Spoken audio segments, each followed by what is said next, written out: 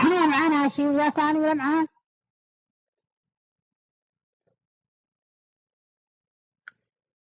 Bab,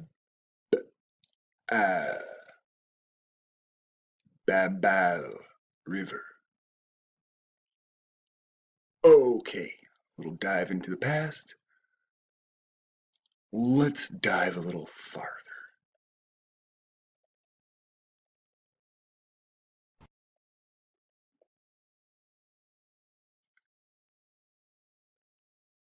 Mysterious populations challenge our notions of the world.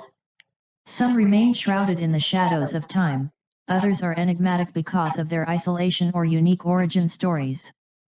1 1 2 1 2 2 1 2 1 0 0 0. The more we learn, the more complex the story of man becomes. Number 10, Population Y. The Americas were the final frontier for human expansion. Most believe they were populated 15,000 years ago in one wave via the Bering Land Bridge. However, recent findings suggest a different story.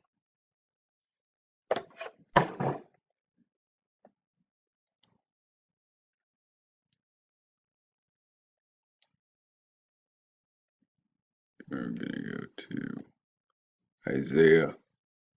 Here's your good old slave book, King James. And there shall be a highway for the remnant of his people, which shall be left from Assyria, like as it was to Israel in the day that they came out of the land of Egypt. Brenton Septuagint, there shall be a passage for my people that is left in Egypt, and it shall be to Israel as the day when he came forth out of the land of Egypt. Now, what was the robot saying? 15,000 years ago in one wave via the Bering Land 15,000 years ago. Bridge. However, recent findings suggest a different story. Geneticists recently discovered DNA that closely resembles that of modern-day Australian Aboriginals and indigenous Papua New Guineans in the most unlikely of places, Amazonia.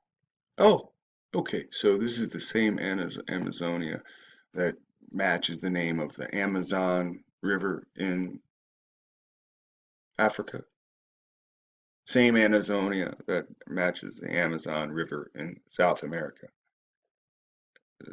That used to be called the Negro River. This is the same Amazonia that matches the name of the Amazon forest in South America, or the one in Africa. Pangea. I'm sorry. I don't. Is this the same Amazonia that matches the Amazon River in Africa by the land that used to be called Negro Land? Or is it the same Amazonia that used to be, South America with the Negro land there? Huh. I'm confused. Let me just hear that again. For DNA that closely resembles that of modern-day Australian relatives Aboriginals and indigenous Papua New Guineans in the most unlikely of places, Amazonia. So you know how like when you go and see like African Americans ain't African, and they show you the dude from Papua New Guinea, and then they put LeBron James' picture up on the screen, and it shows how they pretty much resemble each other. Experts have named this new founding group Population Y. Oh, okay. So here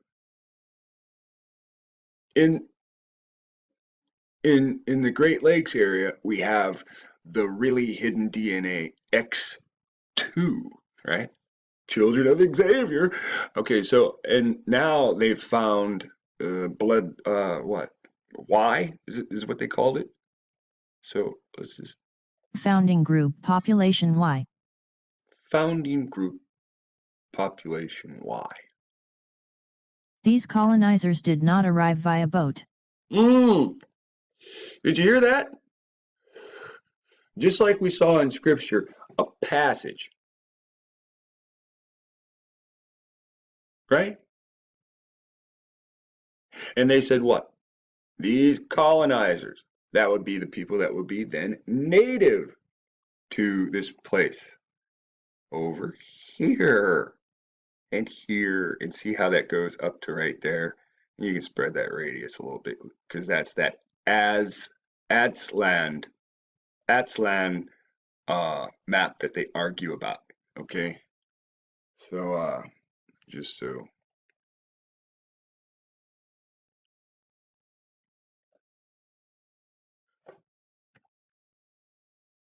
Ants land.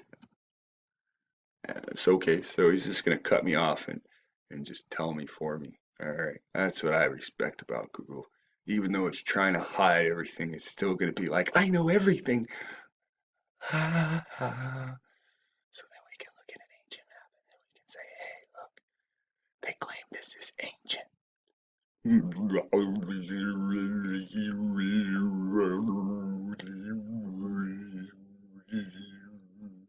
Okay, so the more you look, the bigger this area gets. In about a year and a half, Atslan is going to be all of North America.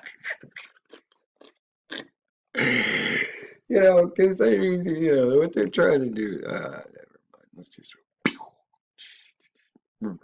They came in a separate wave across the Bering Strait. Their unique genetic signatures were similar but not identical to modern Austronesians, suggesting population Y intermingled with an ancient Asian lineage before crossing. Oh, is this where we get before crossing? Oh man, let's see. Is this where we get that really strange term? Afro-Asian? See, because I want you to remember, it's talking about the people of Papua New Guinea. And if you say, hey, dear computer, hey, please tell me, what do the people of Papua New Guinea look like? Can't spell. I went to American schools. It's all like, you're not spelling that right. You've got to be black. Oh.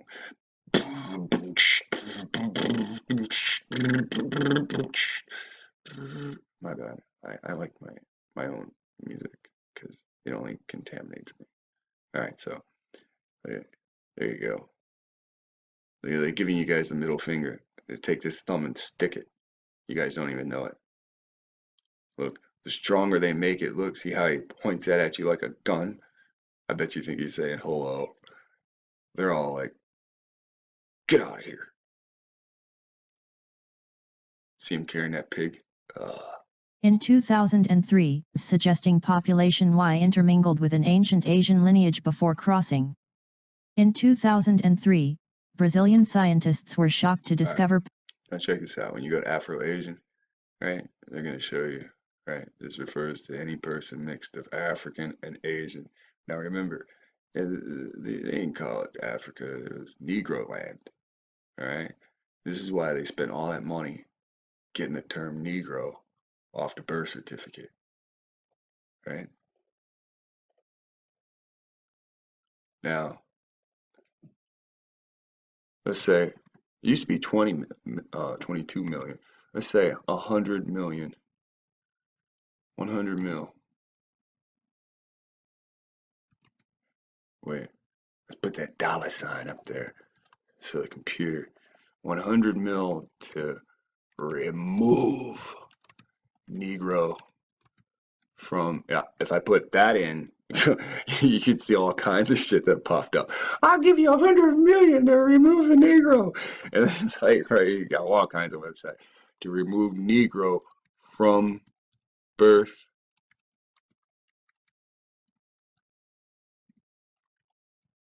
You're illiterate.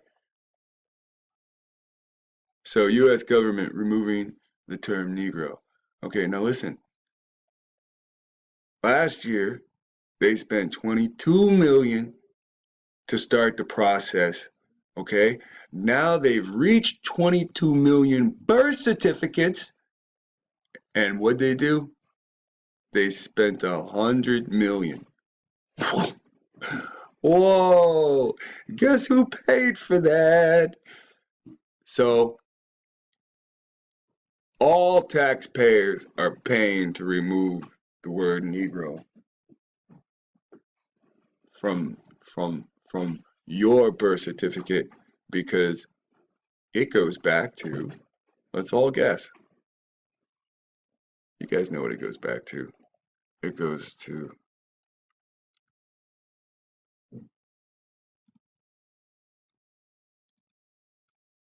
Seminole Indians now. Seminole Negro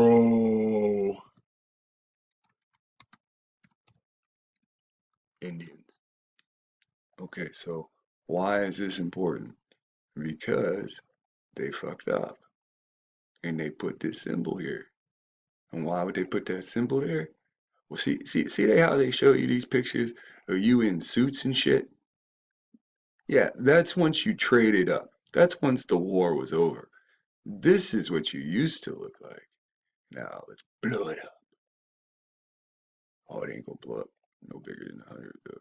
See over here, you got the bonnet on, the war bonnet, and you're riding a horse, right? Okay, so remember Buffalo Soldier, right? You became a Buffalo Soldier to hunt down the Indians. If we hunt down these Indians, we'll be able to join their society. Remember, to be able to stay in, once you were freed, you had to get out of the state. You're freed from the state. Go ahead and leave.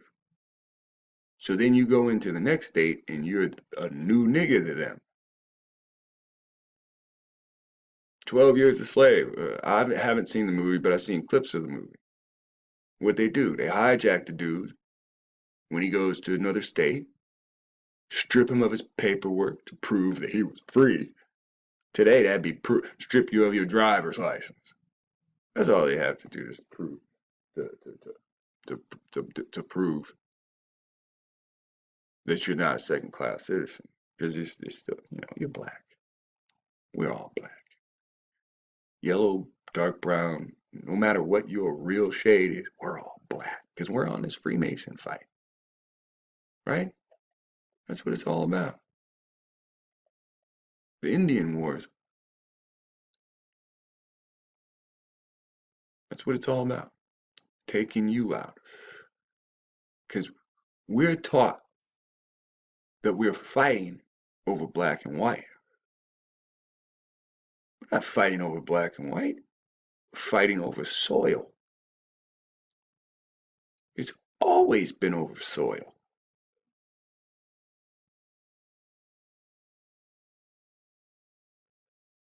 Always been over soil. So you remember this. Always remember this. They won't give you reparations, but they will spend $100 million just to change some documents to take Negro from you. Look at how they keep taking from you. See, it's about how you are documented in history during that time frame. Don't you see all these people trying to sue?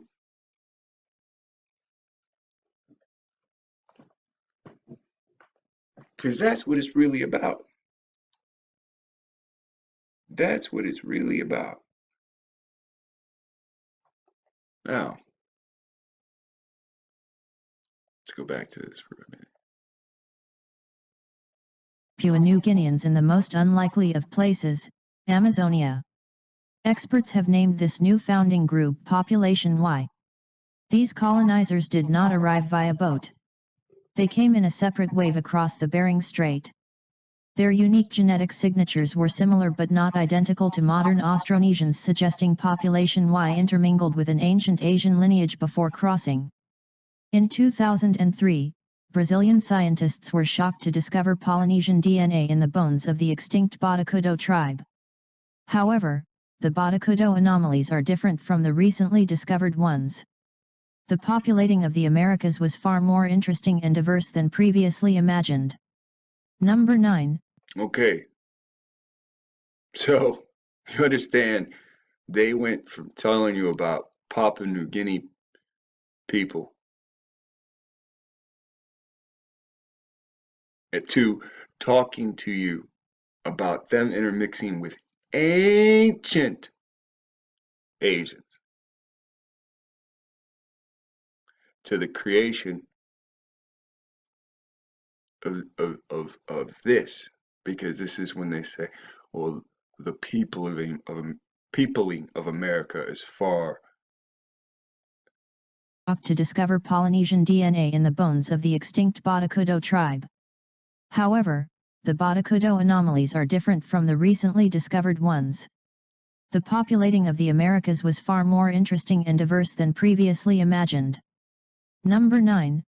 So, there we have that. Let's move on to this next one. Right under our own noses. Ramapo Mountain people. 30 miles outside New York City, in New Jersey's Appalachians, exists a mysterious population known as the Ramapo Mountain people. So, in the Appalachian Mountain system. Some describe them as inbred gypsies. Others insist they are albinos sired by a circus sideshow performer. As late as 2015, people still claimed the Jackson Whites were an inbred lot of renegade Indians, escaped slaves, Hessian mercenaries. Now you can see some of you have intermixed families. You can see some of the traits standing out, like the thick straight hair, not the thin straight hair. And you can still see how coarse and woolly this woman's hair is, so. And West Indian prostitutes. The reality is they are the Ramapo Lenape Indians.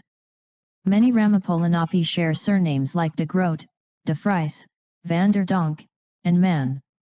Composed of Afro-Dutch runaway slaves and the Lenape Indians. Afro people.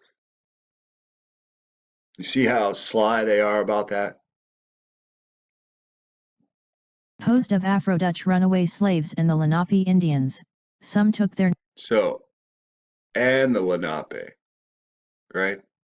So you see how, take like that Turtle Game guy. Turtle Game states that he's what? Lenape, right? But he's Afro. Here you have the evidence. And what he's saying is true. Or could be true. I don't know his bloodline. I'm sure he does because, he states these things. But, this seems to back up his statements. And the Lenape Indians. Some took their names of their masters. Others adopted the... Now you can clearly see, like, brothers in those pictures. All right, here.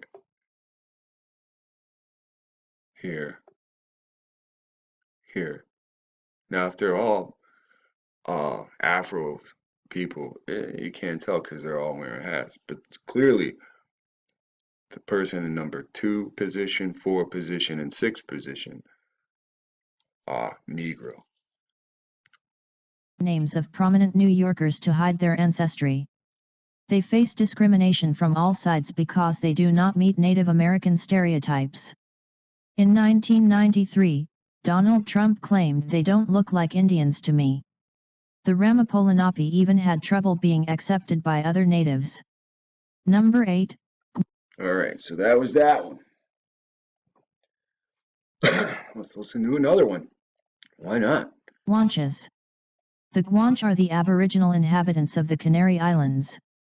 They were noted for having light eyes and blonde hair, despite the island being located 100 kilometers, 60 miles, off the coast of Morocco. Most suspected they were descended from Berbers, the native inhabitants of Morocco. Many scientists believed they represent the best example of Cro-Magnon man preserved for millennia in their island isolation. The most common maternal DNA line was U6b, a group unknown on the African mainland. However, it is most structurally similar to the common Berber group U6. The Spanish colonized the islands in the 15th century. The predominance of Iberian paternal DNA suggests the men of the Guanche were drastically depleted, most likely in warfare. Okay. Now we understand that. Let's move on to the next one. This one's interesting and actually pertains to us as well. Don't know why I did that. Number 7, Lycian Romans. Lycian is located in northwest China on the edge of the Gobi Desert. Wild speculation surrounds the origin of its inhabitants, who are known for their fair hair, light eyes, and long noses. Now, for some reason, many claim the citizens of Lycian are the law. Okay. Now it's just it's just going crazy. Nice.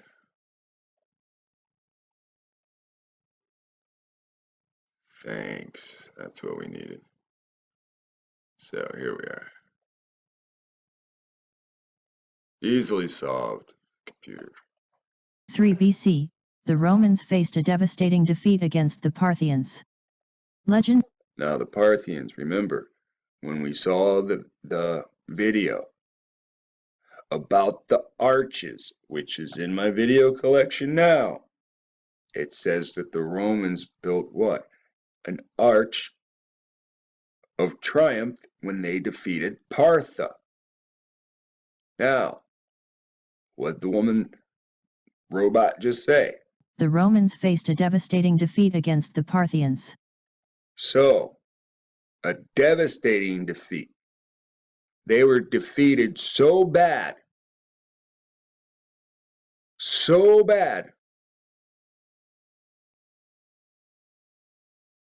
that their forces went missing.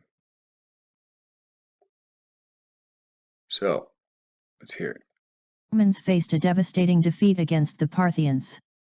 Legend has it the soldiers fled east and later served as mercenaries fighting against the Han Chinese. A recent genetic study of Lycian has revealed that many of the inhabitants have up to 60% Caucasian ancestry.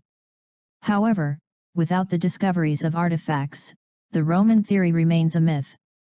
This has not stopped the Chinese government from turning Lycian into a Roman-themed amusement park.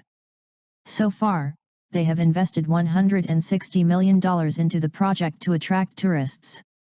Visitors are greeted with Roman architecture and battle reenactments. So, here we have something interesting. Even though this guy is smiling, they seem to have the same nose to a great degree. And because he's smiling, you can't really judge on too much else. But there are even plans in the works to build a replica of the Colosseum. Number 6, Yamnaya. All right. Now, ladies and gentlemen, every now and then when we're doing these, we get a really big nugget. Now, this one's mind-blowing. At least for me, it's mind-blowing. I don't know what it's going to be for you. So we're at number 6, right? And I think it's fitting that it's numbered number 6. So let's see what they're going to show us. The Yemeni. The Yamnaya are a mysterious people with a vast influence. Sometime around 5,000 years ago, these nomads swept out of their homeland on the Pontic-Caspian steppe to spread their technology and genes. The Yamnaya were believed to be some of the first people to tame horses. They moved with wheeled wagons and worked ore into bronze. Norway owes half of their genetic makeup to this group. However, they also traveled east, reaching as far as the Altai Mountains. The Yamnaya might be responsible for things we now consider European, such as the ability to drink milk. Prior to the Bronze Age, 90% of Europeans were lactose intolerant. 90% of Europeans were lactose intolerant. Prior to the Bronze Age, 90% of Europeans were lactose intolerant. Yamnaya have the highest incidence of the mutation that allows milk digestion. Highest incidence of the mutation that allows milk digestion. The mutation that allows milk digestion. I'm lactose intolerant. Incidence of the mutation that allows milk digestion. So it's a mutation that's in the human bloodstream that allows men and women to digest cow milk. Isn't that interesting? Number 5. Hooray. No, lady. You can't just go through all that quick. You're telling me this mysterious group of people came out of the lowlands. And what'd they do? They started mating with two different groups of people on two different parts of the world. And then what? This kicks in a mutation? And one group of people, some of the tallest people in the world, owe half their genetics to it? You mean like amalgamation? Amalgamation. Yamnaya. The Yamnaya are these things. Are a mysterious people with a vast influence. Sometime around 5,000 years ago, these nomads swept out of their homeland on the Pontic-Caspian steppe to spread their technology and genes. The Yamnaya were believed to be some of the first people to tame horses. Okay, so this is the area that they're saying that they come out of, which would be what? So here we have Turkey. I believe like one of these are Georgia. I think this is Georgia, something like that. So we just go to like a world map, right? What do we want? Middle East? No, we want Asia.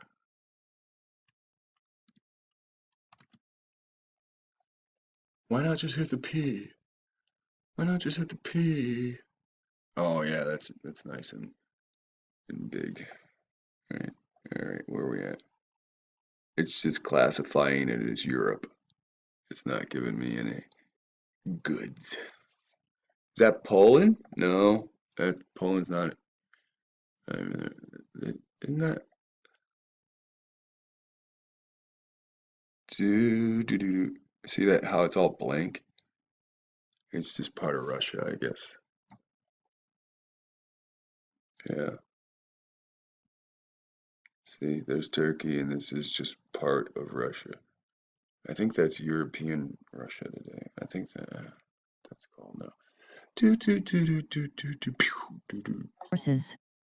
They moved with wheeled wagons and worked Yeah, see, that's part of Russia. That's centered in, that's Russia. And then it spreads into, corded wear. So this is where you get things with braided. See, this is a lot of that has to do with Celtic stuff. Celtic stuff does braided. I don't know what a fantasy of or whatever it's pronounced. I don't know what that is, but of course that's going to be some style of technology or something like that. into bronze. Norway owes half of their genetic makeup to this group. However, they also traveled east, reaching as far as the Altai Mountains. The Yamnaya might be responsible for things we now consider European, such as the ability to drink milk. Prior to the Bronze Age. Now, see, isn't it funny how they say might, but then bring this really big statement?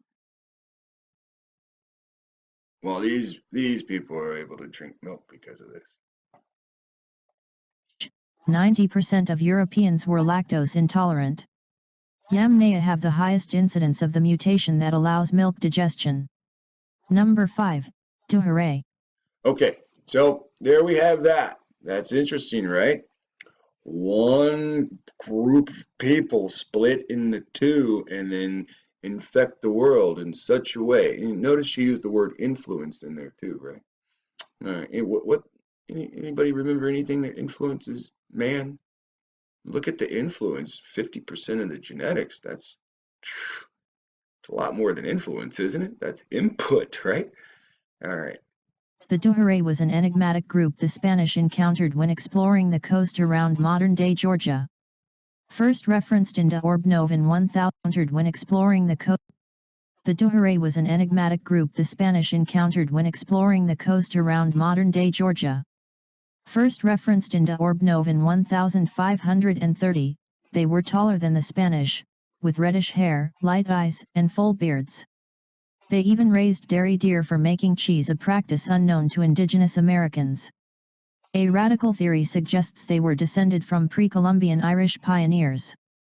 Once people re-explored the connection to Ireland, startling threads emerged. Unlike neighboring Indian tongues, the Duhare language had been almost entirely indecipherable, that is, until they compared it to Irish. In Irish, Datha means painted one. Many reject the Painted one, huh? Hey, what color was he painted? Irish origin theory, however, claiming it is a disservice to Native Americans and the anthropology field. Number 4. Ice Age invaders. Most believed Europe was populated in 3 waves: hunter-gatherers, farmers from the Middle East, and pastoralists from the steppe. Recent genetic tests reveal a 4th wave. Around 14,500 BC, an invading population of hunter-gatherers replaced the earlier one. This occurred at the end of the last ice age, during a rapid warming period. Megafauna like woolly mammoths and saber. So one group of hunter-gatherer attacked the other group of hunter-gatherer and replaced them. Saber-toothed tigers became extinct. The people who replaced the earlier population came from warmer refuges to the south in Spain and the Balkans. The breakthrough came as the result of analyzing ancient European remains dated between 35,000 and 7,000 years ago. In European genomes, the maternal DNA group M is entirely absent, despite its prevalence across Asia and the Americas. Despite its prevalence across Asia and the years ago. In European genomes, the maternal DNA group M is entirely absent, despite its prevalence across Asia and the Americas. Okay, so the maternal, not paternal, the mother under the M is absent from European DNA, but it's all over Asia and America. Okay, now, everybody play the match game. What have we learned so far that what Asia and America has in common? Dealing with humans. Could it be Negroes? Or people with afros? In the Americas, A group M is entirely absent, despite its prevalence across Asia and the Americas. So how do the Asian area and the Americas share the same M group? Are they talking about the Mongoloid people there and the Indians here? The Mongoloid Indians? Scientists discovered group M was present in Europeans prior to last glacial maximum. Previously, the lack of M in Europe was attributed to multiple waves out of Africa. Number 3, Hazara. Now, did you just hear that? Now, M, the maternal haplogroup for what? Asia and America, is showing what? A mass, what? Waves of people coming out of Africa. Now again, ask yourself, is it blacks that they're talking about, right? Masonic game, or is it Mongoloid?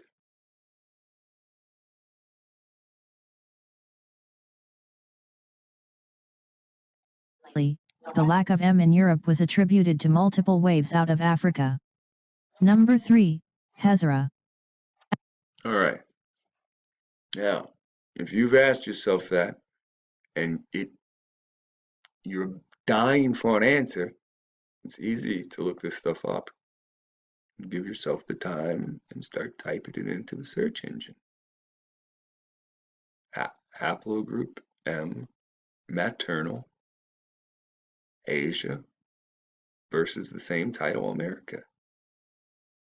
Some of you are way smarter than me. You're going to word it better, and you're going to get better results. Number 3, Hazara. Afghanistan's third largest minority, the Hazara have been the object of persecution for centuries. They are Shiite unlike their Sunni neighbors. Many claim their East Asian features were inherited from the Mongol horde. During the 19th century, half their population was either killed or forced into exile. The threat continues today at the hands of the Taliban, who consider them infidel foreigners. Analysis has revealed that the Hazara possess Turco-Mongol genetics. This lends credence to the theory that they descended from Genghis Khan. However, they also possess genes from... That's what I needed. Now, looky what we got right here. We got a pretty nice map, right? 1294. Now, this is during a time when somebody's in reach and all of us are brought back to what? Tartaria. Now, over here in the legend, right here is the legend. Any instructions on a map or definitions is in a box and it's called a legend.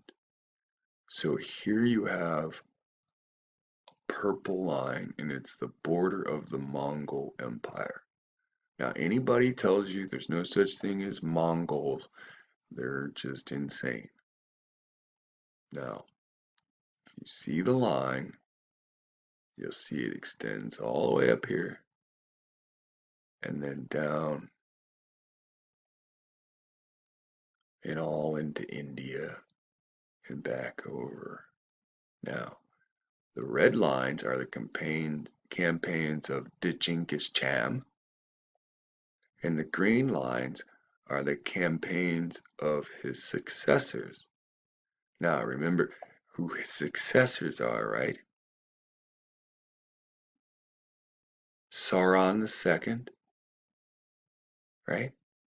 Now, the yellow line, the route of Marco Polo. And look, you even have this right here, the Great Wall. Now, this is the Great Wall of China, built to keep what? The Mongols and Scythians out. Right? Here's the Scythians up here in the north. Right? So Genghis Khan's taken all this area until he seizes up against the Himalaya mountains. And he doesn't go into India. Now, his successor, Sauron, goes into India, and where is the arrow point? He goes to the Himalaya mountains. Truly important if you know what's up there. Alright, now, when we look at Marco Polo, he comes out of Europe, he comes out of Venice, right? Then he comes down, and notice how he doesn't go into he doesn't go into Genghis Khan's territory until he has to, right? Because the Arabs are down here. And then he pushes forward into the weaker areas that Genghis Khan controls until he gets up into the Great Wall. And what? Look, he's friendly with China, and they let him in, and he experiences China and goes down here. All right, so that is very interesting about what's going on, why you're being enslaved, carried off to a new place.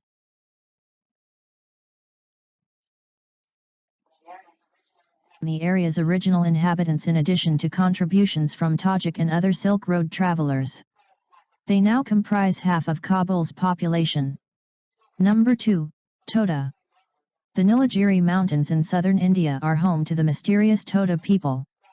Many have described the fair-complexioned, light-eyed toda as resembling the faces of ancient Greek Well, you can statues. see how dark those people are, and they use the term fair.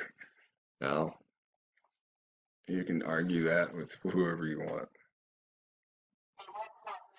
They wear cloth wrapped around them like Scottish Highlander. Their language is Dravidian. Their prayers remain undeciphered. They also traditionally practice polyandry, in which a woman gets married to all the males of a family. That's kind of nasty. The British were enamored with the mysterious toda. Some suggest radical origin theories such as they are a lost tribe of Israel or the descendants of Greek Cypriots. It's more likely they're descendants of the Greek Cypriots. Hence, they still dress in Greek.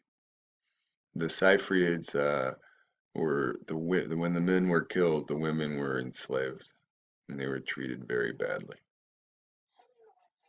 Some in the West are looking to the toda as a blueprint for sustainability and committed nonviolence. Number 1, the unknown ancestor.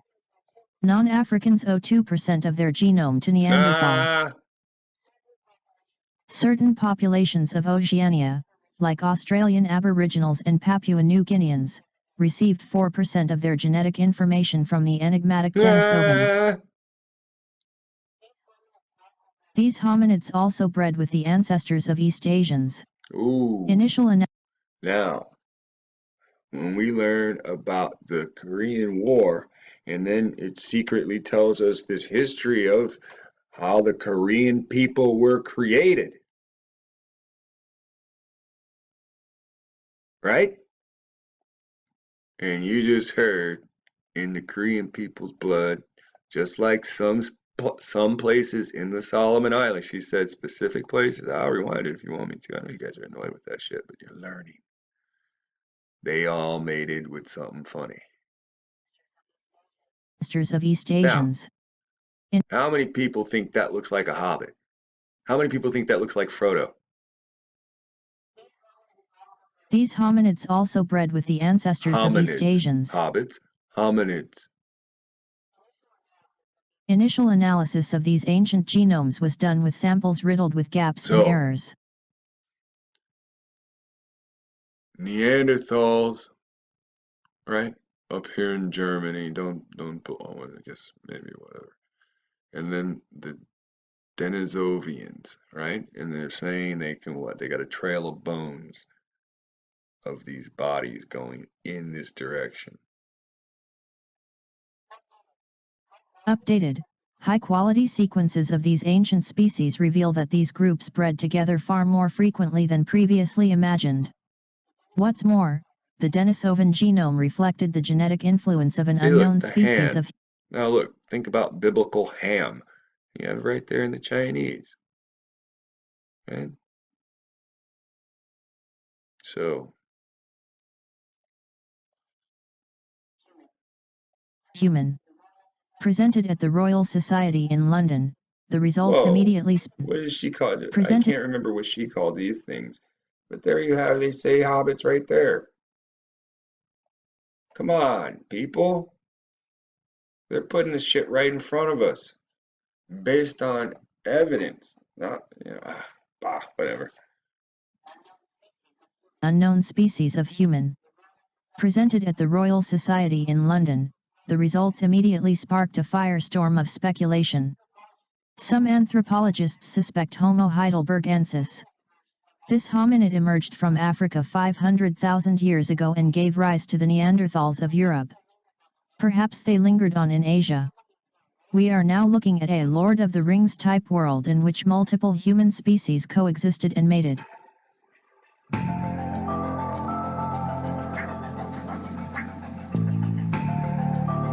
Alright, so I hope all of you have learned something today. See you tomorrow.